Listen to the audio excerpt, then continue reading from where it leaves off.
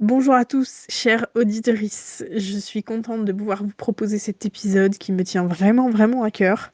Je ne trouve pas beaucoup de créatrices comme moi qui travaillent autour du deuil, autour du souvenir, et cet épisode est dédié à une créatrice qui fait ça. Donc je suis vraiment très très contente de pouvoir vous en parler, de pouvoir proposer ce beau projet qui est, je dirais, complémentaire au mien. Mais vous allez découvrir Agathe très très vite. Vous écoutez un épisode du podcast qui explore le deuil et la mort sous toutes les coutures.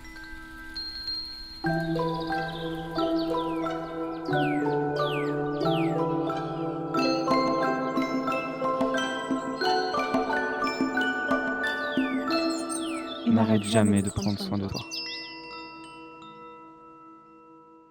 Salut Agathe, comment tu vas? Salut, ça va et toi? Bah écoute, nickel. Je suis vraiment contente de t'avoir sur le podcast. Franchement, je suis ravie qu'on puisse parler en tant que créatrice, entre créatrices. Oui, enfin. Parce que j'ai beaucoup de thérapeutes hein, quand même qui viennent sur le podcast. J'ai eu un médium, j'ai eu des professionnels du funéraire et tout ça. Donc ça me fait vraiment plaisir de pouvoir parler avec toi. Et du coup, c'est le moment où tu te présentes. Est-ce que tu peux nous dire un petit peu qui tu es et surtout du coup ce que tu fais? Oui. Et ben, du coup, je m'appelle Agathe, j'ai 27 ans. Et puis, en fait, je crée des memory bears. Donc, en fait, ce sont la transformation de vêtements qui ont une valeur sentimentale en un ours souvenir. Mais après, j'ai un petit peu fait des variantes avec des lapins et aussi des coussins. Trop bien. Et tu utilises quand même une matière qui est assez particulière parce que du coup tu dis mémoire bear, mais ils sont pas faits n'importe comment ni avec n'importe quoi. Non, c'est ça. C'est fait avec des vêtements qui ont une valeur sentimentale. Donc les vêtements, ça peut être un peu tout comme vêtements, c'est-à-dire des vêtements d'enfants, des vêtements d'adultes.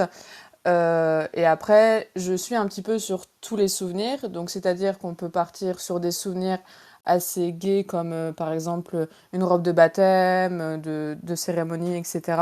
Comme après des souvenirs il y a un peu douloureux où c'est des personnes en fait qui sont décédées et les familles ont eu du mal à enlever tous les vêtements de l'armoire et en ont gardé pour eux puisqu'ils sont attachés sentimentalement et n'ont pas envie de se séparer de tout ça.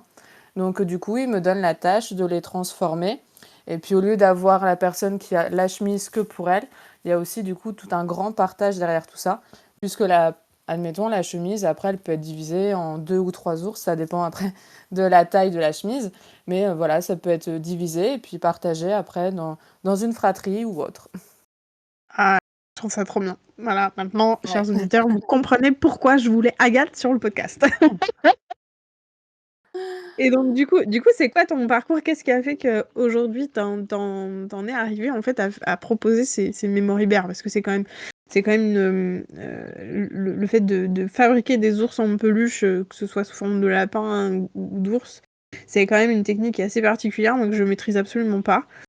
Et puis d'en arriver justement à transformer les vêtements en ours, c'est quand même une démarche qui est assez particulière. Est-ce que tu peux nous raconter un peu d'où est-ce que ça vient pour toi? Et je vais pas dire que c'est par hasard, mais presque. En fait, au début, enfin, je dirais, je suis autodidacte. J'ai pas de diplôme dans la couture. J'ai appris par moi-même en regardant un petit peu des vidéos, en participant à des ateliers. Voilà, c'est un peu le système des brouilles et je faisais ça par moi-même. Et je travaillais du coup à côté, mais c'était dans le milieu des ressources humaines. Donc, absolument rien à voir Ah oui. dans la couture, milieu artistique, même dans le souvenir ou le funéraire. Enfin voilà, euh, j'avais pas de diplôme, j'avais aucune connaissance là-dedans. Et en fait, c'était un ras-le-bol de ce milieu-là où je me suis rendu compte que ça me convenait pas. J'ai fait un bilan de compétences et à cette sortie de bilan de compétences, on m'a dit, bah, ta voie, c'est le milieu artistique. Donc, quand on me sort ma voie, c'est le milieu artistique, c'est vrai que ça reste encore assez large puisque l'art, on peut le trouver sous toutes ses formes. Et puis, j'ai réfléchi un petit peu et puis après, bah, je me suis dit, en réfléchissant, bah, ma passion, c'est vrai que c'est la couture. Alors pourquoi pas essayer d'en vivre? On voit bien, c'est un challenge que je me donne. J'ai 27 ans, donc je me dis, j'ai pas grand-chose qui m'arrête actuellement. Enfin, quand j'ai commencé, j'étais plus jeune du coup. Mais je me suis dit, pourquoi pas faire maintenant? C'est maintenant ou jamais, l'opportunité est là. Donc j'ai commencé en fait à me lancer dans la couture et au début, je m'étais dit, bah, faire des sacs, ça pouvait être pas mal. Donc j'ai commencé avec les sacs, mais je voulais aussi, avant de me lancer dedans et créer mon entreprise, je voulais encore m'améliorer. Et m'améliorer voulait dire bah, faire des essais. Et dans les essais, il y avait beaucoup plus d'échecs que de réussites parce qu'on est là pour s'améliorer, apprendre des nouvelles techniques, etc. Et acheter toujours du tissu neuf, c'était quelque chose, voilà, enfin, ça devient cher. Donc ce que je faisais, c'est que j'allais puiser parce que mes grands-mères, ma mère sont très conservatrices, elles aiment bien tout garder. Donc j'ai retrouvé des vêtements, des tissus en fait dans leur grenier. Et c'est là où est germée l'idée de me dire, bah, pourquoi prendre du neuf quand en fait on accumule énormément de choses, il y a beaucoup de choses qu'on ne sert pas et en fait on accumule avec le on sait jamais. Et donc, du coup, c'est cette idée qui a commencé à germer de dire pourquoi pas prendre de l'existant pour recréer quelque chose. Et après, au fur et à mesure, j'ai commencé à chercher un petit peu qu'est-ce qu'on pouvait faire. Et puis, je suis tombée par hasard sur un forum qui parlait de tout ce qui était ours souvenir, memory bear, qui existait énormément en fait dans les pays anglo-saxons.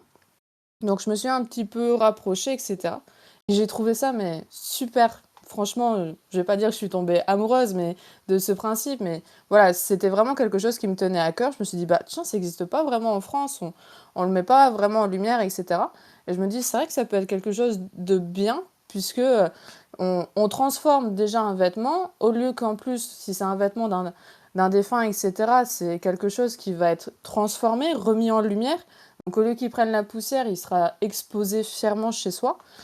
Et voilà, et je me suis dit, je me lance le défi de le mettre ici, sur le marché français en quelque sorte. Et pour ça, je me suis dit, allez, on va créer mon ours, parce que je voulais pas faire du copier-coller avec un patron qui est d'une autre personne, etc. Donc j'ai mis environ plus de 2 mois à créer mon ours, à le dessiner. Donc j'ai eu beaucoup d'échecs aussi et j'en ai fait maintenant une fierté où sur mes réseaux je peux montrer par moments encore ces ours un peu loupés et ratés. Mais voilà, c'était pour aussi me montrer, et aussi c'est un autre message que je montre en disant ben, c'est avec beaucoup de persévérance, c'est pas en ayant des diplômes que forcément il faut se lancer dedans, même si on a envie, il faut juste s'écouter intérieurement et c'est ce que j'ai fait. Et puis voilà comment est arrivé en fait le Memory Bear. OK, waouh, c'est incroyable comme histoire, c'est trop bien et je suis assez admirative par rapport au en fait, c'est toi qui as créé donc ton patron d'ours. Oui.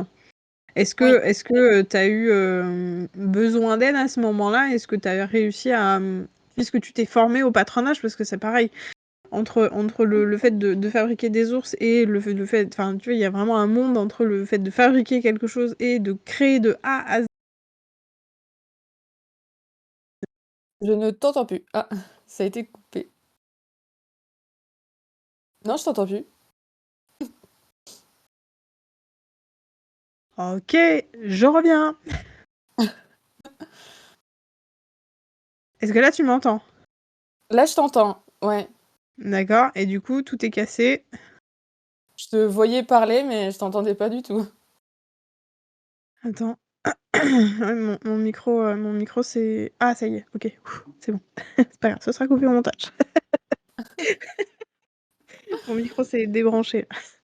OK. Je sais plus ce que je faisais. Oui, en fait, moi, ma question par rapport à ce parcours-là qui est assez incroyable, c'est le côté patronage. Alors, pour ceux qui savent pas, le patronage, c'est le fait de créer, et de dessiner chaque pièce d'un vêtement ou là, en l'occurrence, d'un ours en peluche qui, du coup, va nous permettre de reproduire à volonté, et aussi dans plusieurs tailles, un produit, un produit en couture.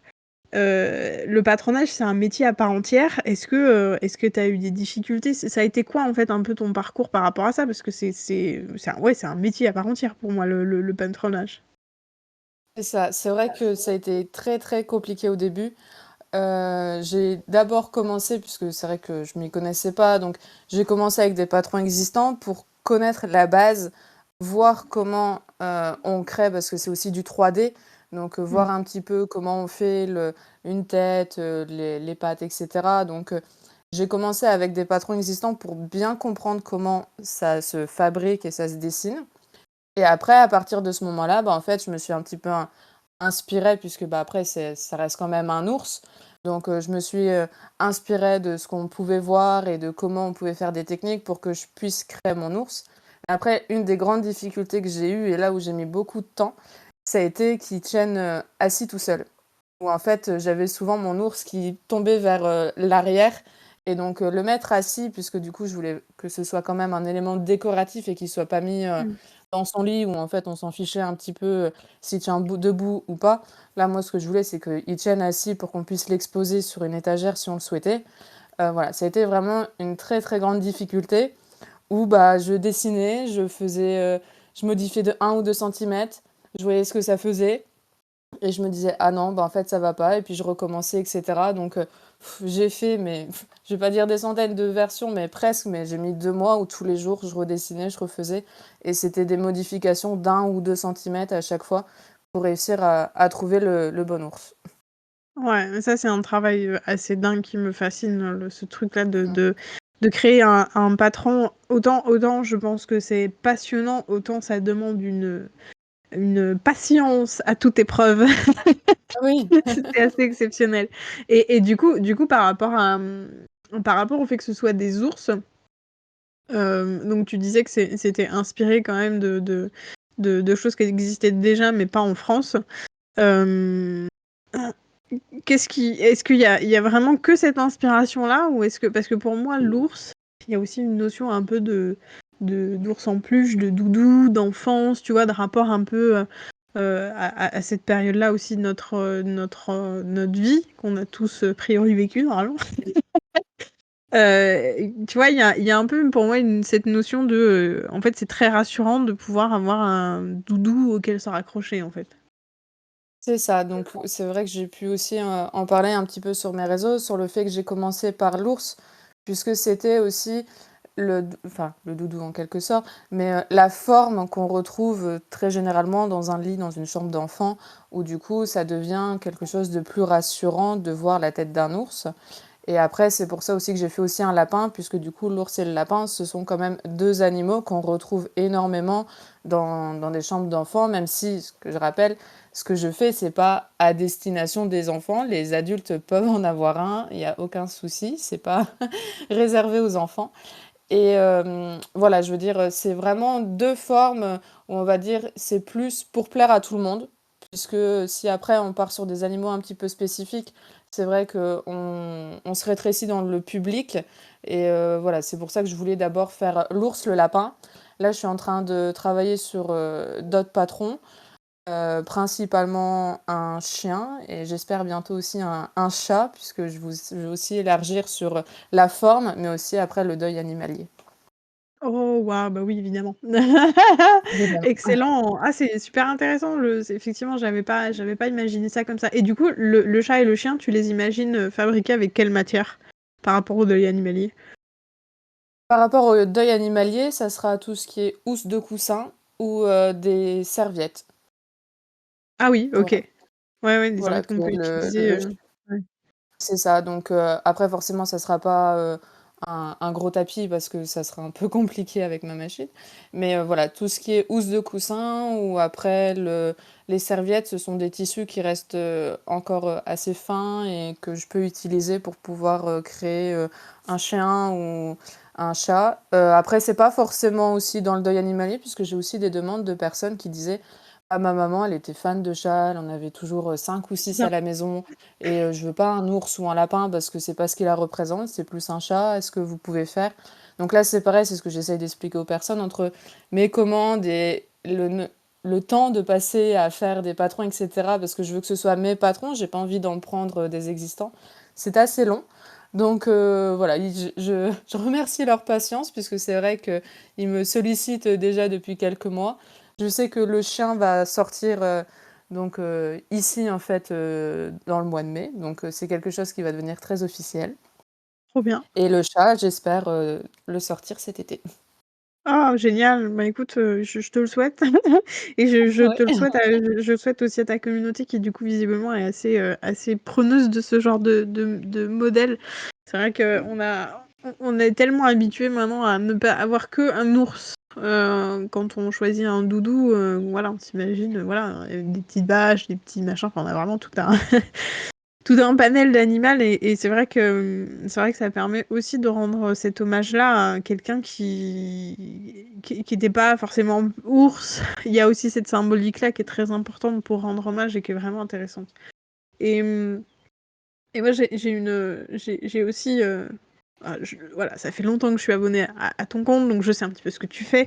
Et il y a une forme de lapin et d'ours que tu as déjà proposée, que tu proposes même d'ailleurs assez souvent, je crois, enfin, tout quoi tu vas me dire, qui est l'ours et le lapin thérapeutique. Est-ce que tu peux nous expliquer? Oui. Alors, ce sont des demandes qui ont été faites vraiment, c'est le destin et le hasard qui m'ont mis sur ces personnes-là. Où en fait, c'est des gendarmes ou des policiers qui me contactent afin de transformer un de leurs polos, ou plusieurs polos, puisque j'ai aussi eu des commandes un peu groupées, pour en fait en faire des lapins thérapeutiques pour des auditions avec des mineurs. Donc les mineurs, ce sont des enfants qui ont eu en fait de graves problèmes. Donc ça peut être des agressions sexuelles, ça peut être aussi des agressions où ils ont été tapés par leurs parents, etc. Donc ça englobe un petit peu tout, mais voilà, c'est un destin tragique pour eux qui fait qu'ils doivent être auditionnés. Et c'est vrai que c'est assez compliqué pour eux parce qu'ils vivent quelque chose de traumatisant, ils se retrouvent devant les policiers, donc c'est assez compliqué pour eux de se confier, d'être en confiance. Et ils m'ont demandé de faire du coup des petits lapins avec leur polo pour qu'ils puissent avoir une autre approche de ce milieu, de ces métiers de force de l'ordre, et qu'ils arrivent en fait à être réconfortés dans un premier temps, et de l'autre réussir à être mis en confiance et à mieux expliquer ce qui s'est passé et ce qu'ils ont enduré. Ouais, ça c'est extraordinaire. Quand je suis tombée là-dessus, j'ai fait mais pourquoi on n'a pas des doudous dans tous les organismes, les institutions qui accueillent des enfants? Et même en vrai des C'est adultes, ça. hein, parce que alors j'en avais fait des épisodes sur la saison 1 de Cœur de Lumière où j'explique moi mon rapport personnel au doudou qui est très très intime. Mais voilà, j'ai encore le mien, je l'utilise encore. Enfin voilà, il y a toute son histoire qui est sous forme de podcast. J'ai aussi invité un certain nombre de personnes à venir parler de ce sujet-là.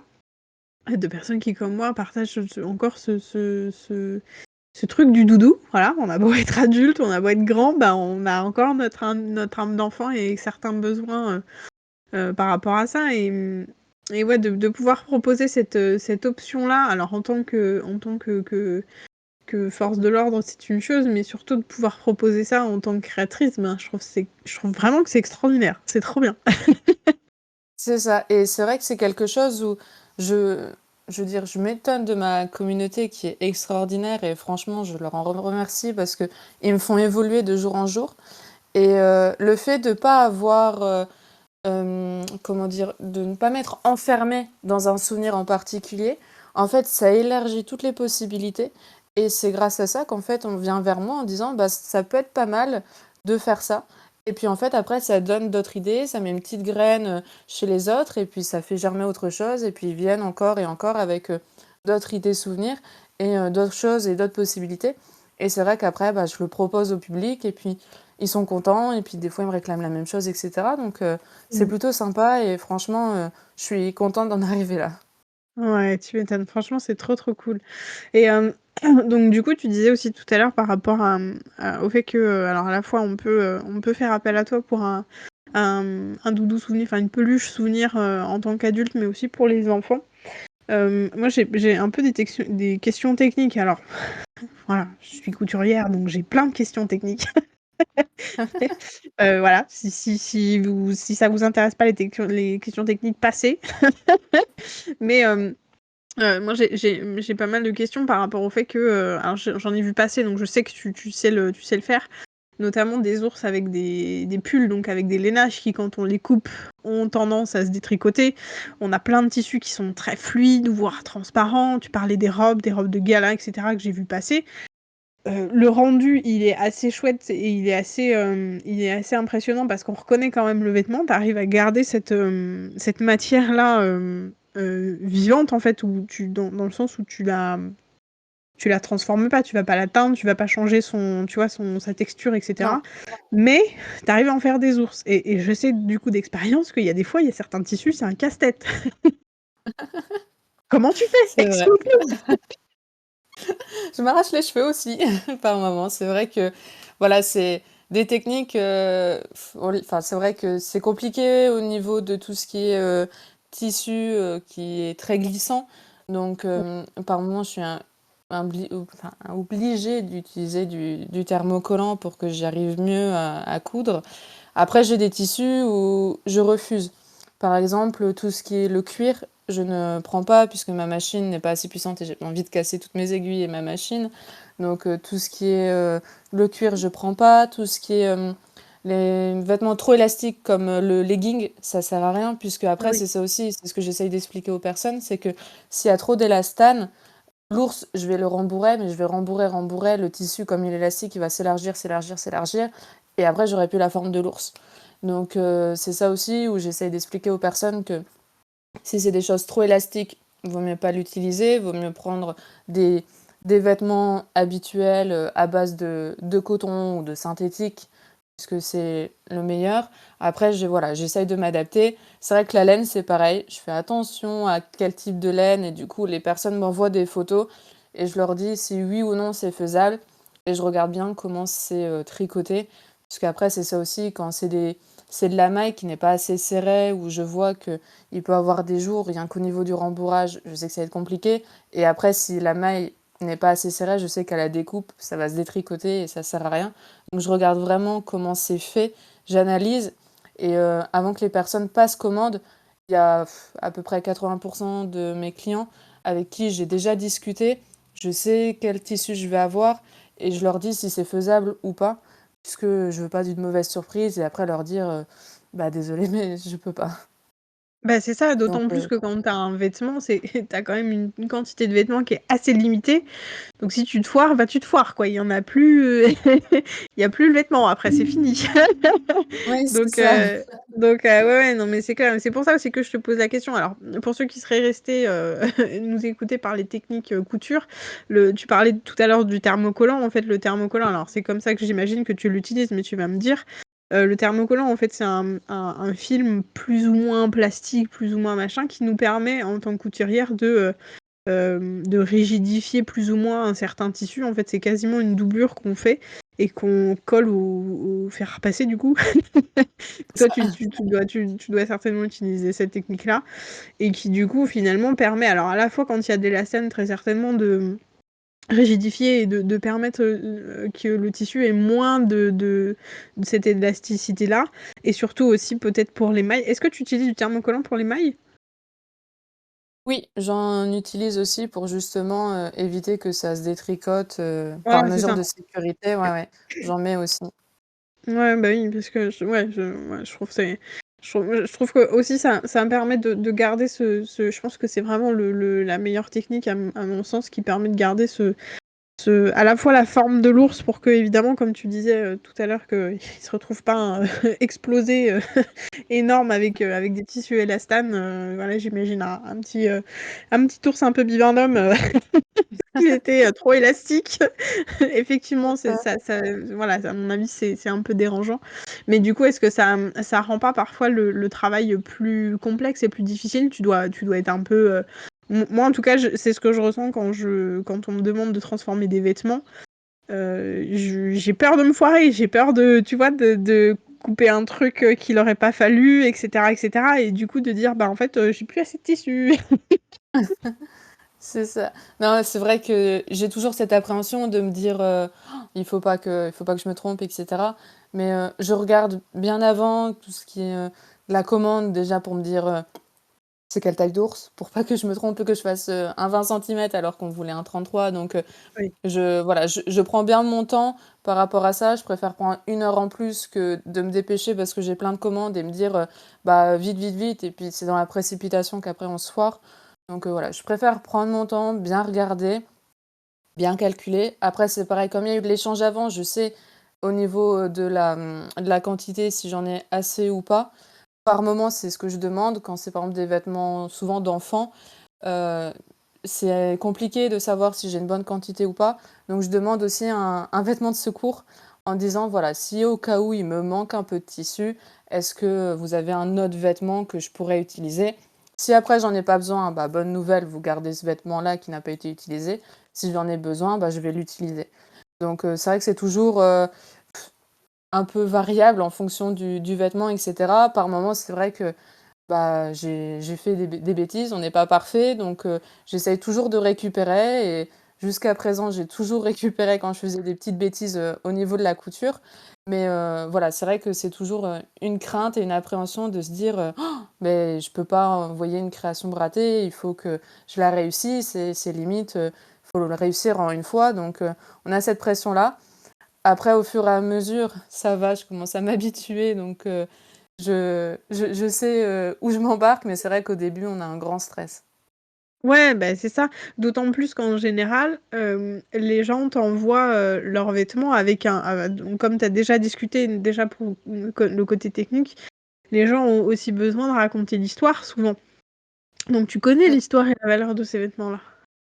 C'est ça, oui, oui, c'est quelque chose où je m'attendais pas aussi à ça, c'est que je rentre aussi dans la vie intime de mes clientes et Mmh. elles me racontent leurs histoires qui sont belles mais aussi tristes en même temps parce que c'est dur ce qu'elles vivent. Tout le monde, on le voit aussi, c'est que tout le monde le vit différemment. La mort ne se fait pas pareil chez tout le monde, donc c'est des choses où on apprend au fur et à mesure aussi à ça, à s'adapter à tout ça. Et le fait de se dire, bah, c'est un vêtement où déjà par moment elles me disent, rien qu'à l'envoyer, je pleurais, j'ai du mal à m'en séparer, puisqu'après, si les personnes vivent en France, en fait, je leur renvoie l'étiquette d'envoi pour le vêtement qui est offert. Et par moment, cette étiquette, bah, je leur dis, bah, attention, elle va bientôt s'expirer, moi je l'ai payée, donc il faut m'envoyer les vêtements.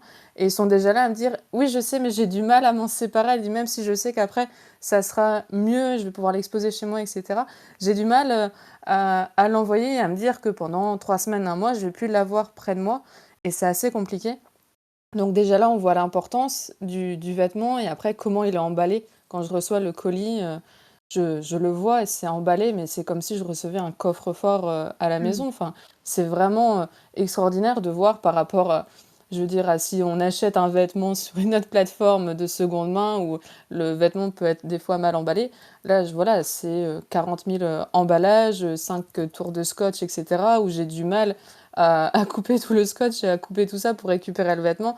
Et rien que là, on voit pas encore le vêtement, on sait l'importance qu'il y a derrière tout ça et qu'il faut vraiment en prendre soin et voilà, satisfaire aussi le client, enfin la cliente par rapport à ça, parce qu'elle en a besoin pour elle mentalement.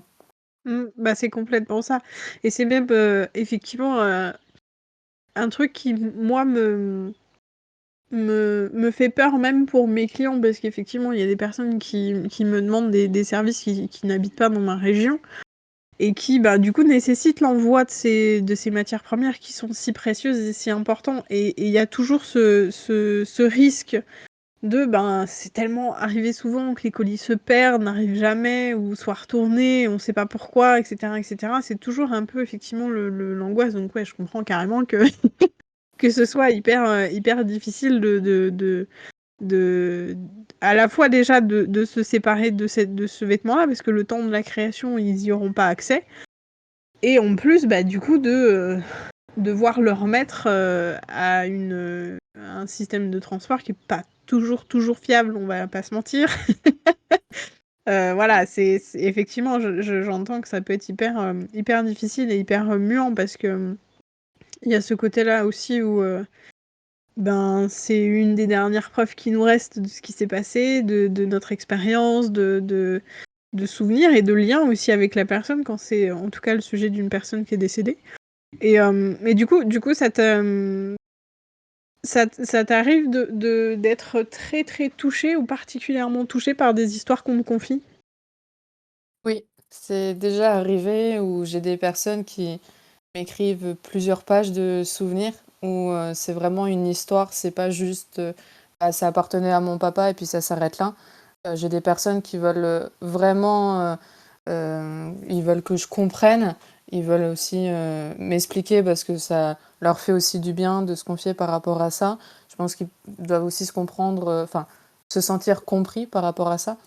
Et c'est vrai que par moments, ça me fait mal au cœur et je me dis, j'aimerais par moments leur faire un câlin en disant, je suis vraiment désolée de ce que vous avez vécu parce que si moi ça m'arrivait, je sais même pas comment je le vivrais. Et quand par exemple c'est des suicides, des accidents piétons, etc. Enfin voilà, c'est des choses où on se dit, waouh, c'est pas qu'une mort naturelle. Je veux dire, il y a vraiment tous les morts, toutes les circonstances qui font que ben, ça peut. C'est là où aussi on dit, ça n'arrive pas qu'aux autres, puisque du coup, tout le monde le vit, tout le monde le subit aussi, puisque par moment, quand c'est un suicide, bah, c'était pas programmé et ils sont là dans le chagrin où ils n'arrivent pas, ils comprennent pas parce que tout était caché. Et voilà, c'est vrai que c'est assez touchant et c'est compliqué parce que on n'a pas les mots et tout ce qu'on espère, c'est que la création, elle aide ces personnes-là dans le processus du deuil, à réchauffer leur cœur et puis à se dire que ça ira peut-être mieux grâce à ça. Bah ouais, tu m'étonnes. Ouais, je pense que c'est vraiment l'objectif et c'est en tout cas, moi aussi, ma volonté, pareil, de pouvoir offrir quelque chose, un minimum de soutien, finalement, je pense, à ces personnes-là. Et du coup, par rapport à ça, donc, finalement, tu t'es lancé dans ce projet-là de Memory Bear sans nécessairement être formé au deuil, du coup. Non, et c'est vrai que ça a été un peu ma crainte au début en disant je ne connais pas déjà le deuil personnellement parlant, en disant Mm. que j'ai la chance d'avoir encore mes 4 grands-parents, d'avoir encore mes parents, ma sœur. Donc on va dire qu'au niveau de la famille proche, tout le monde est encore là. Après, voilà, j'ai déjà perdu des oncles, des tantes, etc. Mais c'est pas pareil entre des personnes qu'on côtoie régulièrement et des personnes qu'on voit très peu dans sa vie, dans l'année. Et c'est vrai que je me suis dit, comment je vais faire par rapport au deuil? Et c'est pour ça qu'au début, je me suis pas mis et enfermée dans le deuil pour dire je fais tous les souvenirs. Ça peut être aussi des souvenirs joyeux, des souvenirs de baptême, etc., des souvenirs de mariage, comme le deuil. Et en fait, au fur et à mesure de mon avancée, je me rends compte que le deuil, ça prend 90% des souvenirs que je fais, donc c'est quand même assez énorme. Et en fait, c'est au fur et à mesure de se former. Après, j'ai eu aussi la chance de m'entourer de personnes qui travaillent dans le deuil. Donc, on a pu échanger. J'ai pu connaître aussi un peu d'autres approches, voir un petit peu comment les personnes parlent avec ces clients endeuillés. Et c'est au fur et à mesure où j'ai pu commencer à créer une carapace aussi pour moi, parce que c'est vrai que c'est compliqué de prendre tous ces malheurs. Et après, de l'autre côté, réussir à se dire, on est là pour vous faire du bien, on n'est pas là pour vous exploiter. C'est quelque chose qui est aussi thérapeutique dans le deuil et qui peut aider ces personnes qui ont du mal, parce que par moment, le deuil, tout le monde ne réagit pas pareil. Il y en a en un mois, c'est fait, et il y en a, il va falloir 10, 15 ans avant de se remettre d'un deuil, donc c'est assez compliqué. Et voilà, c'est une possibilité qu'on offre, que j'offre du coup, de pouvoir transformer ce vêtement. C'est une autre manière de faire. Et si la personne se sent intéressée, puisque du coup, après, ce vêtement, on peut le câliner, on peut l'avoir dans ses bras, donc ça peut aussi amener de l'amour, du réconfort. Et c'est des choses comme ça où en fait, on apprend au fur et à mesure comment les personnes réagissent face à mes créations et ils reviennent aussi vers moi par moment en disant bah voilà, ça m'a aidé, etc. Donc on se dit bah ça sert quand même à quelque chose ce que je fais, mais c'est vrai que c'est compliqué d'être face au deuil. Ouais, complètement. Et t'en as beaucoup des retours comme ça de personnes qui viennent te voir pour t'expliquer un peu leur ressenti, ce qui s'est passé quand elles ont reçu leur Memory Bear. À peu près la moitié ouais, de mes clientes, quand elles ont le colis, c'est limite instantané. Je sais pas si je suis la première personne à avoir leur réaction ou pas, mais ouais, ouais, j'ai au moins la moitié de mes clientes qui reviennent vers moi en disant oh, merci, c'est génial, j'ai pleuré, c'était énorme. Ou après, quand c'est des mamans qui vont dire, parce que c'est le papa qui est décédé, donc ça peut être Mm. aussi des mamans qui reviennent vers moi en disant ça y est, je l'ai offert à mes enfants. Mes enfants, du coup, ont un souvenir de leur papa. Et du coup, elles m'expliquent comment c'est fait, etc. Ou on m'envoie des photos avec leur ours ou leur lapin, où ils sont là en train de les câliner, etc. Et on se rend compte de tout l'amour qu'il y a derrière et du bien que je procure. Donc, ça fait Mmh. plaisir à Bah ouais, tu m'étonnes, mais ça doit être hyper émouvant. Tu dois être trop contente du coup de, de pouvoir offrir C'est ça ça. aux gens, c'est génial. Et du coup, selon toi, comment, comment ces petits ours-là concrètement peuvent aider dans le deuil? Alors je dis ours, mais ça peut être de finalement, pour moi, c'est comme ça que je le vois, c'est cette transformation en fait de quelque chose qui a existé et qui a servi à quelqu'un qui n'est plus là, qui permet, par cette transformation-là, de pouvoir cheminer dans son deuil. Selon toi, comment ça marche? Comment concrètement ça, qu'est-ce que ça fait aux gens? Je pense que d'un côté, ça leur fait un peu plaisir. Enfin, je sais pas trop comment on peut voir la chose, mais déjà le fait de se dire, je l'ai pas gardé pour rien le vêtement, c'est quelque chose qui doit leur dire, il y avait une utilité, où j'ai beaucoup de personnes qui me disent, je gardais le vêtement, mais je sais pas pourquoi, et quand je vous ai découvert, maintenant je sais pourquoi. Donc il y a toute cette forme de destin qui se fait, où on dit, bah voilà, en fait, je ne savais pas. Les personnes me disaient, mais ça sert à rien, pourquoi tu gardes ça, ça sera plus jamais remis, ça prend de la place, etc. Donc il y a déjà cette forme de dire, voilà, j'avais raison, il fallait que je le garde et maintenant je le sais pourquoi. Donc il y a ce côté-là qui se met dans la roue de la création en disant, il y avait un but, je le savais pas, mais maintenant je le sais. Et après de dire, bah voilà, je ne suis pas non plus égoïste parce que par moment, ça peut être une chemise préférée, ça peut être une tenue de mariage où c'était, bah voilà, c'est la tenue qu'il portait à mon mariage, maintenant il est décédé. J'en fais plusieurs de créations, donc c'est se dire, je ne suis plus vraiment égoïste à garder moi-même le vêtement. Je peux aussi partager avec mes enfants qui pourront aussi leur raconter pour les petits-enfants parce que les petits-enfants connaîtront jamais leur grand-père, etc. Donc, il y a aussi toute une forme de partage, de dire c'est aussi intergénérationnel. Et après, de l'autre côté, c'est aussi se dire, bah voilà, quand on va pas bien, ça reste, enfin, je vais pas dire une peluche parce que c'est pas vraiment un jouet, c'est pas un jouet pour enfants hein, ce que je fais, mais se dire, ça reste palpable et ça fait peut-être moins bête de se dire quand ça va pas, bah moi je peux le prendre dans mes bras plutôt que de dire je prends ma chemise dans les bras.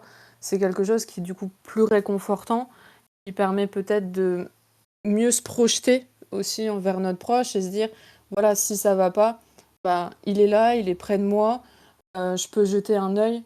Si on l'expose dans son salon ou sa salle à manger, bah, quand on traverse la pièce, eh ben, on regarde vite fait et puis ça peut nous apporter une force supplémentaire de dire, bah, il est là et puis ça peut aussi se dire, bah, au lieu de dire, oui, la personne elle est dans les étoiles, elle te veille sur toi, etc. Bah, au moins, c'est plus proche que les étoiles, c'est dans ton salon. Et la personne, à travers ce vêtement, est là dans ta pièce et chez toi. Et aussi veille sur toi et tu peux discuter, pourquoi pas, avec, si t'en ressens le besoin. C'est ça, tout à fait.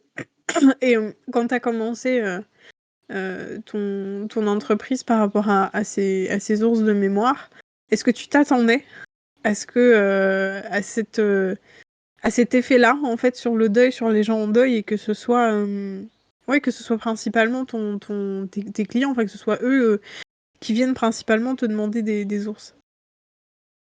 Je m'y attendais pas parce qu'on dit souvent qu'en France, nous et le deuil, c'est des approches assez compliquées où on réagit pas pareil, comme par exemple par rapport à la Toussaint, quand on regarde des pays où ils font la fête, etc. et que nous, on est plus là à nettoyer les tombes et à dire que c'est une journée déprime. C'est vrai qu'on n'a pas du tout cette approche dans le deuil et c'est pour ça que je voulais pas non plus m'enfermer dedans parce que je voulais pas que ce soit quelque chose de triste et je voulais que voilà, ce soit un souvenir, mais qui donne un peu le sourire et pas l'inverse. Que j'ai pas envie de faire des choses qui font pleurer. Moi, je veux réchauffer le cœur, je veux que ça donne du sourire.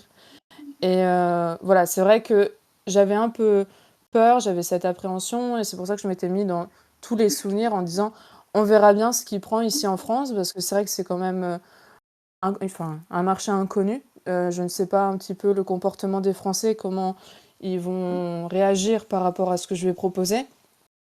Et au final, quand je me rends compte que le deuil a une grande place dans mes créations, je suis surprise, mais étonnamment surprise et bien contente parce que je me rends compte que l'amour qu'on a envers, nos proches décédés est encore là et on a besoin de conserver, de pouvoir se remémorer et qu'au final, on n'est pas obligé d'être seulement dans un cimetière et puis, à pleurer sur une tombe et on peut avoir aussi un autre souvenir, un autre hommage et l'avoir, plus près de soi.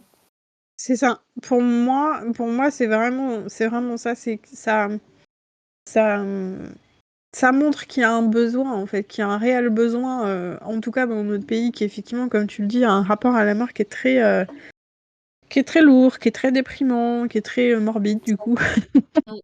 Alors que ça pourrait être autrement, qu'on pourrait choisir de vivre ça plus sereinement, plus simplement. Il y a plein d'aspects. Alors celui sur lequel on travaille toutes les 2, qui est vraiment ce côté deuil à long terme, sur la transformation du matériel et des souvenirs en fait, concrets qu'on peut garder d'un défunt. Mais il y a aussi tous les aspects qu'on peut vivre, j'ai même envie de dire avant et après, parce qu'il y a parfois des moments où on doit se préparer au décès de quelqu'un, puisqu'on va le savoir, parce qu'il est malade, parce que ceci, parce que cela.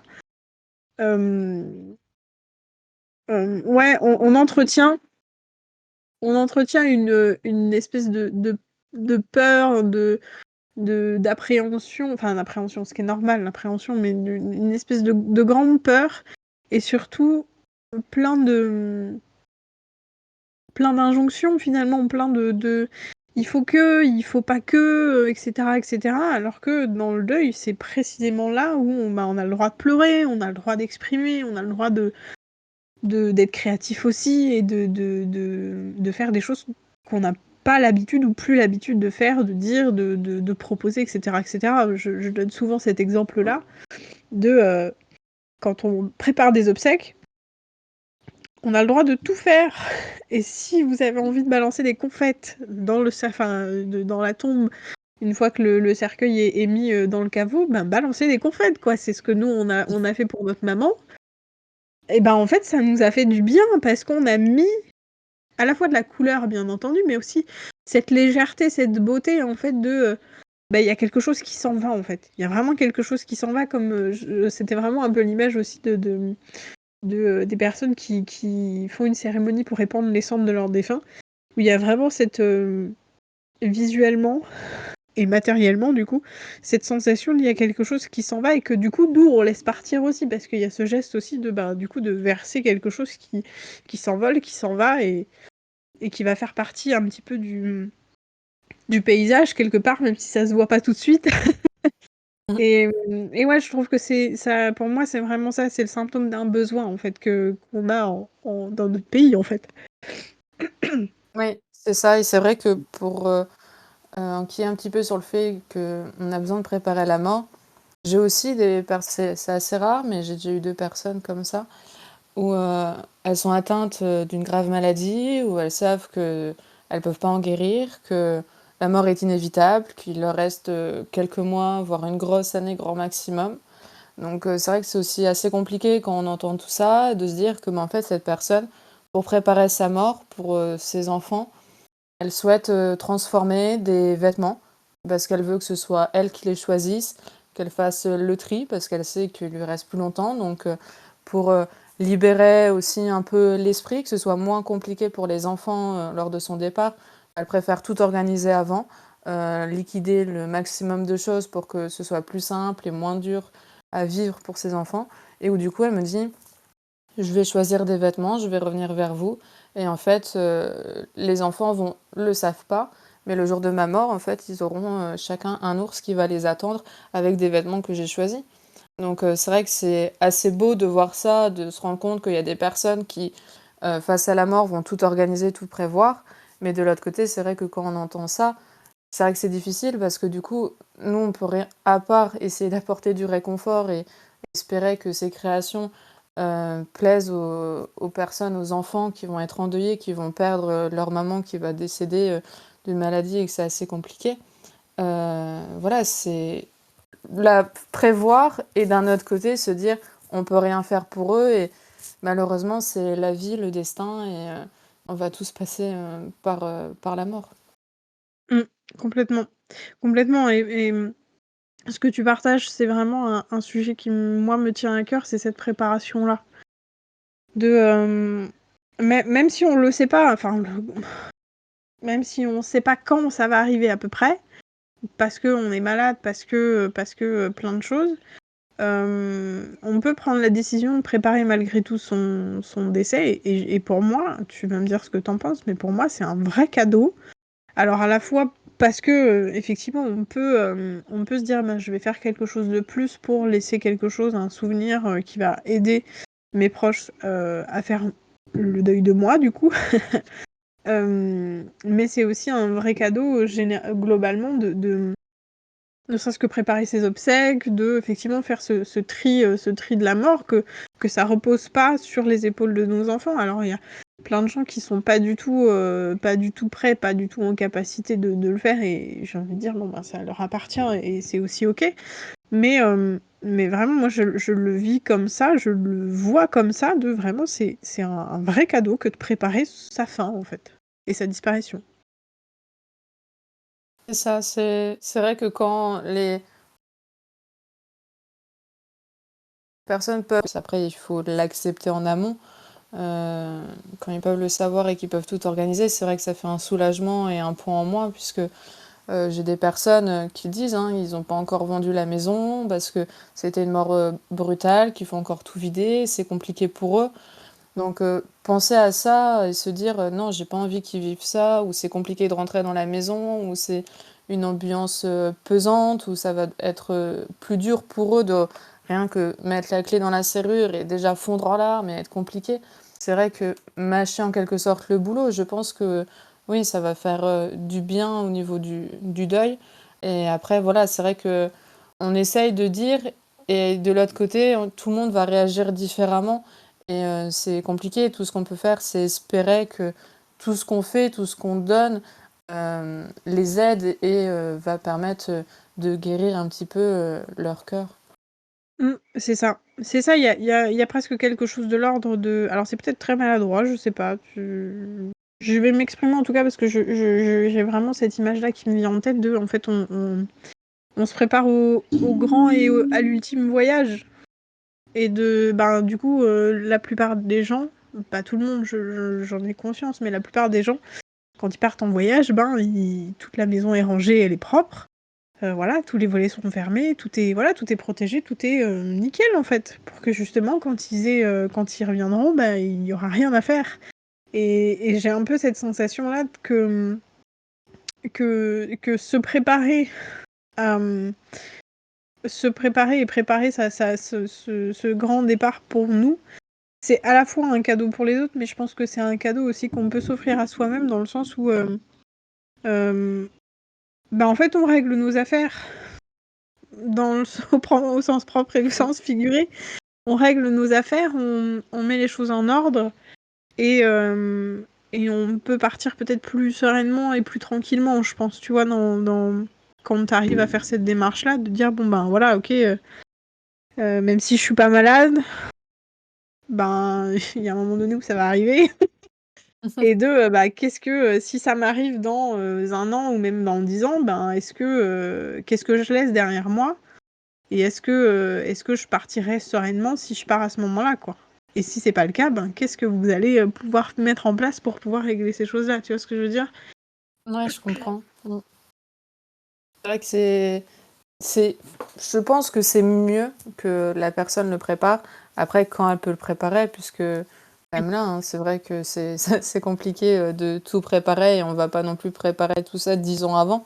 Mais voilà, c'est vrai que quand on peut, je pense, je te rejoins en disant, je pense que c'est le mieux, c'est moins compliqué et je le ressens par moments dans certains mots de mes clientes qui, eux, ont vraiment du mal à vider la maison ou c'est Mmh. très compliqué pour eux.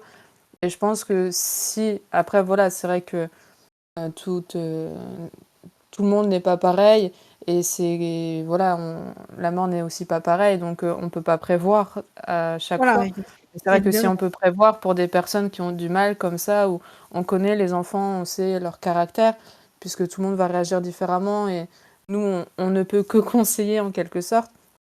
Mais voilà, je pense que si on connaît les personnes qui vont devoir faire ça, ou qu'on connaît leur caractère, vaut mieux les aider à déjà penser à autre chose, penser à leur deuil et éviter qu'il y ait après plusieurs mois de travail, puisque il faut vider la maison, il faut la vendre, il faut trier toutes les affaires, tous les papiers, etc., tout retrouver. Et c'est compliqué. C'est ça, tout à fait.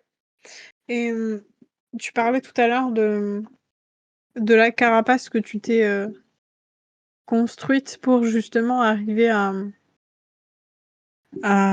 gérer, entre guillemets, c'est pas vraiment gérer, mais tu t'es forcément touchée par les histoires qu'on te confie, par les vêtements, par tout ça. En vrai, j'ai deux questions. Est-ce que le fait de savoir et de comprendre l'histoire qu'il y a derrière le tissu t'aide à créer, ou est-ce que c'est quelque chose dont t'as pas du tout besoin? Et du coup, la deuxième question, c'est comment tu fais quand ça te touche énormément pour arriver en fait à, à, à mettre de la distance, si tu veux, et en te dire, ben, ça m'appartient pas, c'est pas mon histoire, ça me touche, oui, mais voilà, faut...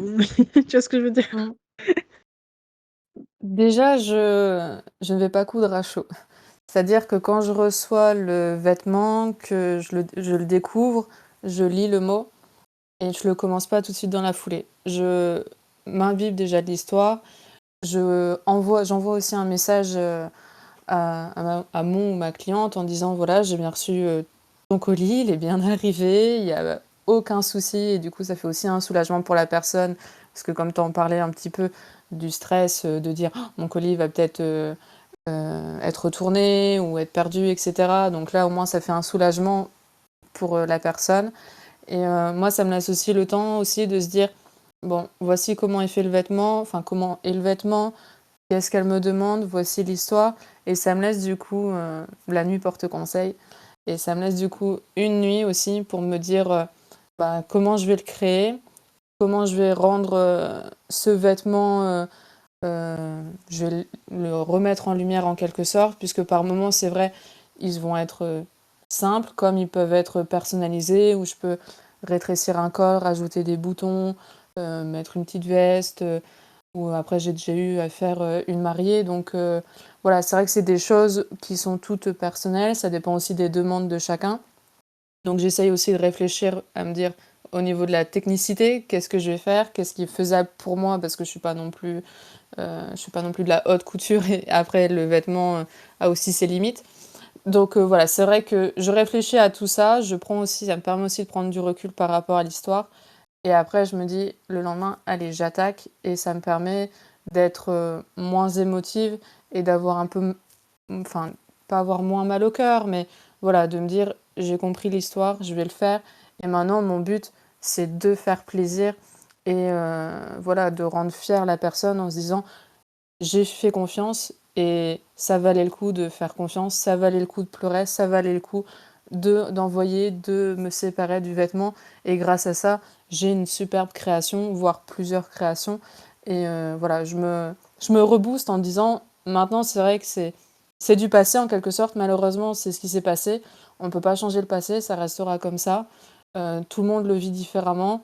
Par moments, égoïstement, j'ai envie de dire, j'espère que ça m'arrivera pas de voir quand je vois tous ces drames, je me dis oh, ils ont du courage. Et franchement, je le dis, si mes clientes m'écoutent, vous avez toutes du courage à avoir dû combattre tout ça, à avoir enduré tout ça, parce que c'est vrai que c'est par moments très très compliqué à vivre, à gérer. Et voilà, je me dis maintenant, il faut aller de l'avant, il faut réussir à continuer sa vie avec le moins de peine possible, puisque la vie reste belle malgré tout. Et voilà, il faut qu'elles en soient fières de mon travail. Quel incroyable et merveilleux mot de la fin. Vraiment, merci. Merci pour tout ce temps, merci pour ces partages et puis surtout de toutes ces explications parce que c'est vrai que j'étais très curieuse en fait. Je suis vraiment contente d'avoir pu te poser toutes ces questions-là parce que j'étais très curieuse et je suis contente de pouvoir partager aussi ça avec toi de ce côté on fait des choses difficiles mais on fait des choses pour les endeuillés et c'est ça qui nous illumine en fait et qui nous permet voilà, de faire ça avec le sourire et avec la joie finalement. Ça. Donc merci pour ça. Est-ce que tu as Merci à envie vous. de faire passer un petit message, voilà, un petit dernier mot pour les auditeuristes qui nous écoutent? Le dernier mot, c'est de franchir le cap s'il y a des personnes qui sont intéressées.